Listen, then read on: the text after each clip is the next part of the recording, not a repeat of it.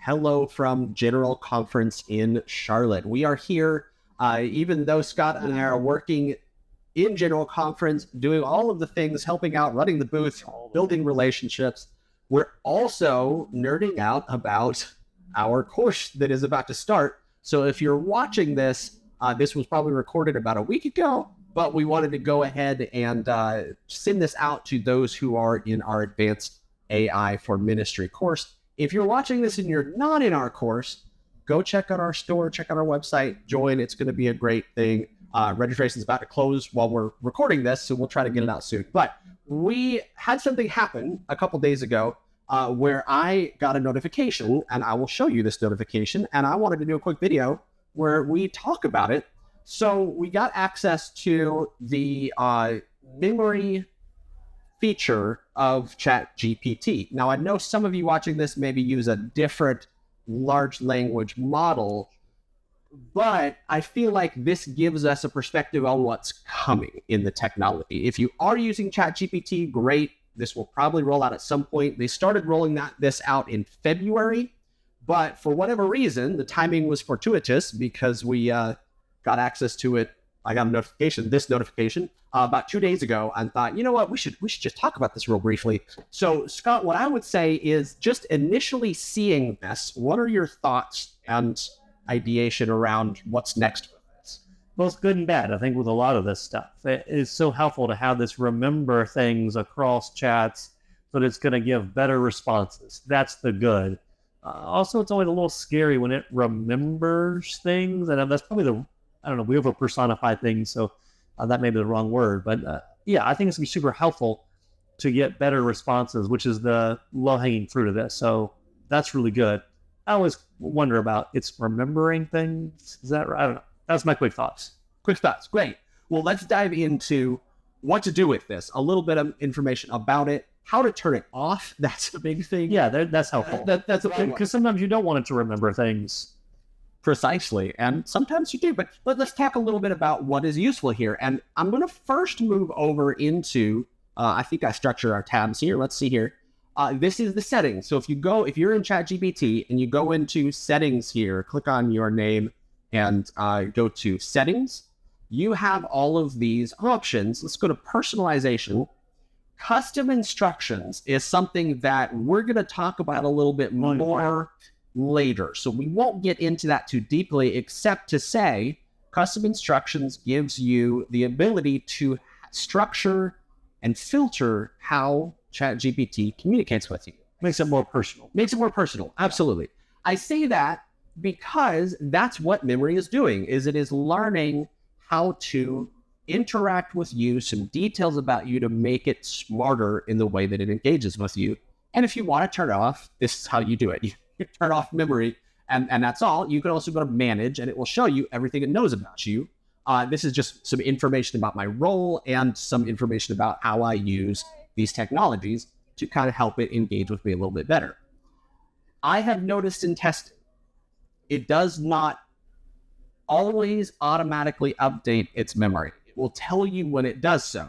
So if I were to say, if I were to give it a prompt, it will only learn things if I tell it to learn things from that. Right. That's important. That's an important part of this, is you have to tell it, hey, remember this. Correct. And then it'll actually create different slices of that then you can go back and delete and say, hey, that no longer applies, or I don't want you to remember that portion of who I am. So it's got to be intentional, which I think is nice, I guess, to help protect some things. So to know. That's good to focus how you're using it. So what would be for a good example of what you wanted to remember? No, what I wanted to remember. Yeah, that's, this is still new, and the difference between custom instructions, I think, is a little fuzzy for me. Agreed. All right, so things that I would want it to know are the challenges that I face, so that goes across each of the different chats, so that it's going to know I'm a pastor, I have these challenges, and therefore I have to tell it that every time. It knows that, said not intuitively, but it's going to recall that. If it's going to recall or remember, that's a different conversation. But having that already in there means I don't have to put it in. It knows it, and I'm going to get better responses tailored to my needs based on what I've already told it. Sure. That's how I would agree with that. So all would be something in the context of a local pastor that could be used. I'm saying so I want you to remember some of the challenges I face as a local UMC pastor are. I'll use one that I just heard at the booth a couple of minutes ago. I'm having a hard time getting men to come to church. All right. Hard time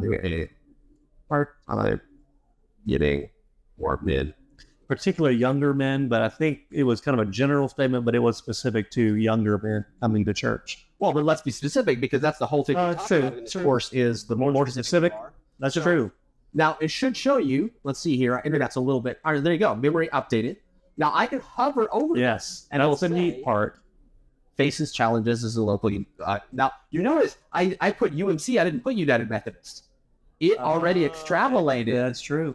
So if I go to... That's also where you got to be careful, because sometimes I've put in acronyms and it makes something up. So you got to double check that. So if I go to manage memories, it shows me all of them here, and I can delete that to say, well, that's, Right, so you see the different slices that it's got. So I don't want to keep that. Yeah, which is great. That's very helpful. That's helpful. And we'll talk more about personas and a tiny bit about GPTs in the upcoming course. Sure. Because that's also a factor of, it blurs that line between, well, is this necessary? If I have really good persona documents and GPTs, do I need it to remember these factors across chats? And something I'd like to explore a little bit more with you in our testing is what you were saying about, okay, well, customization, if we have custom instructions, do we need it to learn more things? So I think it gives more options, and you can cut them out pretty easily. So I think that's nice.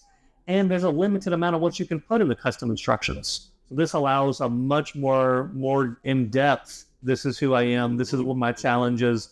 And it's nice to be able to, you know what, right now I want you to do this. Yeah, I can delete that. So then it doesn't remember that anymore, and I can keep going. And now, you know what, I really wanted to know this. I can say, remember this. Yes. Do some work. Now I can take that off. Yeah, I would agree. So you can kind of switch between, right now I want you to be in youth pastor mode, and now I want you to be in children's ministry mode, and now I want you to be in finance mode, or whatever else you need it to be, and it can switch between those fairly quickly without having to go in and completely change your custom instructions. Yeah. That's one way I could foresee using this.